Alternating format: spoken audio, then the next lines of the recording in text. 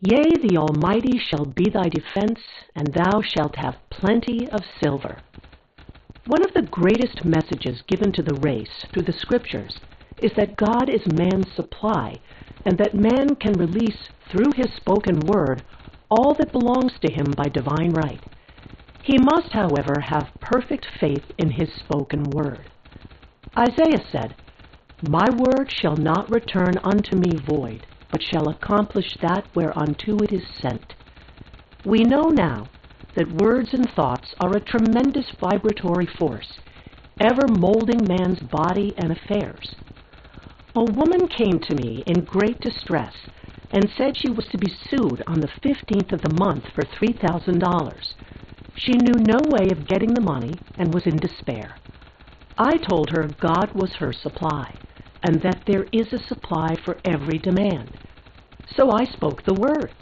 I gave thanks that the woman would receive $3,000 at the right time in the right way. I told her she must have perfect faith and act her perfect faith. The 15th came, but no money had materialized. She called me on the phone and asked what she was to do. I replied, "It is Saturday, so they won't sue you today. Your part is to act rich, thereby showing perfect faith that you will receive it by Monday." She asked me to lunch with her to keep up her courage. When I joined her at the restaurant, I said, "This is no time to economize. Order an expensive luncheon. Act as if you have already received the $3,000. All things whatsoever ye ask in prayer, believing, ye shall receive." You must act as if you had already received. The next morning, she called me on the phone and asked me to stay with her during the day. I said, "No, you are divinely protected and God is never too late." In the evening, she phoned again, greatly excited, and said, "My dear, a miracle has happened. I was sitting in my room this morning when the doorbell rang. I said to the maid, 'Don't let anyone in.' The maid, however, looked out the window and said, 'It's your cousin with the long white beard.' So I said, 'Call him back. I would like to see him.' He was just turning the corner when he heard the maid's voice, and he came back. He talked for about an hour, and just as he was leaving, he said, 'Oh, by the way, how are finances?' I told him I needed the money, and he said, 'Why, my dear, I will give you $3,000 the first of the month.' I didn't like to tell him I was going to be sued. What shall I do? I won't receive it till the first of the month, and I must have it tomorrow." I said, "I'll keep on trading." I said, "Spirit is never too late. I give thanks she has received the money on the invisible plane and that it manifests on time." The next morning, her cousin called her up and said, "Come to my office this morning and I will give you the money." That afternoon, she had $3,000 to her credit in the bank and wrote checks as rapidly as her excitement would permit. If one asks for success and prepares for failure, he will get the situation he has prepared for. For example, a man came to me asking me to speak the word that a certain debt would be wiped out. I found he spent his time planning what he would say to the man when he did not pay his bill, thereby neutralizing my words. He should have seen himself paying the debt.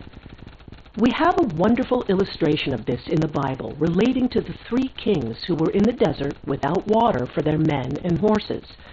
They consulted the prophet Elisha, who gave them this astonishing message. "Thus saith the Lord, Ye shall not see wind, neither shall ye see rain, yet make this valley full of ditches." Man must prepare for the thing he has asked for, when there isn't the slightest sign of it in sight. For example, a woman found it necessary to look for an apartment during the year when there was a great shortage of apartments in New York. It was considered almost an impossibility, and her friends were sorry for her and said, "Isn't it too bad you'll have to store your furniture and live in a hotel?" She replied, "You needn't feel sorry for me. I'm a Superman, and I'll get an apartment." She spoke the words, "Infinite Spirit, open the way for the right apartment." She knew there was a supply for every demand, and that she was unconditioned working on the spiritual plane, and that one with God is a majority. She had contemplated buying new blankets when the tempter, the adverse thought or reasoning mind, suggested, "Don't buy the blankets. Perhaps after all you won't get an apartment and you will have no use for them. She promptly replied to herself, I'll dig my ditches by buying the blankets. So she prepared for the apartment, acted as though she already had it. She found one in a miraculous way, and it was given to her, although there were over 200 other applicants. The blankets showed active faith. It is needless to say that the ditches dug by the 3 kings in the desert were filled to overflowing. Read 2 Kings. Getting into the spiritual swing of things is no easy matter for the average person. The adverse thoughts of doubt and fear surge from the subconscious. They are the army of the aliens, which must be put to flight. This explains why it is so often darkest before the dawn. A big demonstration is usually preceded by tormenting thoughts. Having made a statement of high spiritual truth, one challenges the old beliefs in the subconscious, and error is exposed to be put out. This is the time when one must make his affirmations of truth repeatedly and rejoice and give thanks that he has already received. Before ye call, I shall answer. This means that every good and perfect gift is already man's awaiting his recognition. Man can only receive what he sees himself receiving. The children of Israel were told that they could have all the land they could see. This is true of every man. He has only the land within his own mental vision. Every great work, every big accomplishment has been brought into manifestation through holding to the vision, and often just before the big achievement comes apparent failure and discouragement. The children of Israel, when they reached the promised land, were afraid to go in, for they said it was filled with giants who made them feel like grasshoppers.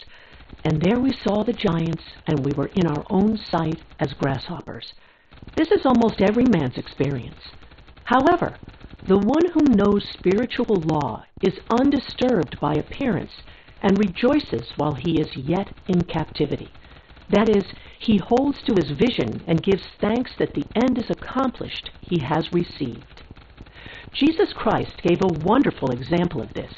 He said to his disciples, Saying not ye, there are yet 4 months, and then cometh the harvest?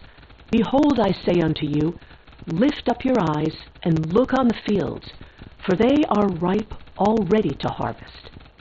His clear vision pierced the world of matter, and he saw clearly the 4th dimensional world, things as they really are, perfect and complete in divine mind. So man must ever hold the vision of his journey's end and demand the manifestation of that which he has already received. It may be his perfect health, love, supply, self-expression, home, or friends. They are all finished and perfect ideas registered in divine mind, man's own superconscious mind, and must come through him, not to him. For example, a man came to me asking for treatments for success. It was imperative that he raise within a certain time $50,000 for his business. The time limit was almost up when he came to me in despair. No one wanted to invest in his enterprise, and the bank had flatly refused a loan. I replied, I suppose you lost your temper while at the bank, therefore your power. You can control any situation if you first control yourself. Go back to the bank, I added, and I will treat. My treatment was, you are identified in love with the spirit of everyone connected with the bank. Let the divine idea come out of this situation. He replied, Woman, you are talking about an impossibility. Tomorrow is Saturday. The bank closes at 12, and my train won't get me there until 10, and the time limit is up tomorrow, and anyway, they won't do it. It's too late. I replied, God doesn't need any time and is never too late. With him, all things are possible. I added, I don't know anything about business, but I know all about God. He replied, It all sounds fine when I sit here listening to you, but when I go out, it's terrible. He lived in a distant city, and I did not hear from him for a week. Then came a letter. It read, You were right. I raised the money and will never again doubt the truth of all that you told me. I saw him a few weeks later, and I said, What happened? You evidently had plenty of time after all. He replied, My train was late, and I got there just 15 minutes to 12. I walked into the bank quietly and said, "I have come for the loan," and they gave it to me without a question.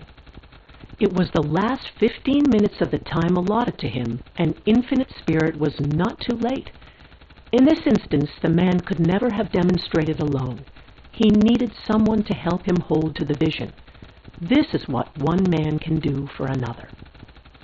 Jesus Christ knew the truth of this when he said, "If two of you shall agree on earth as touching anything that they shall ask, it shall be done for them of my Father which is in heaven." One gets too close to his own affairs and becomes doubtful and fearful. The friend or healer sees clearly the success, health, or prosperity and never wavers, because he is not close to the situation.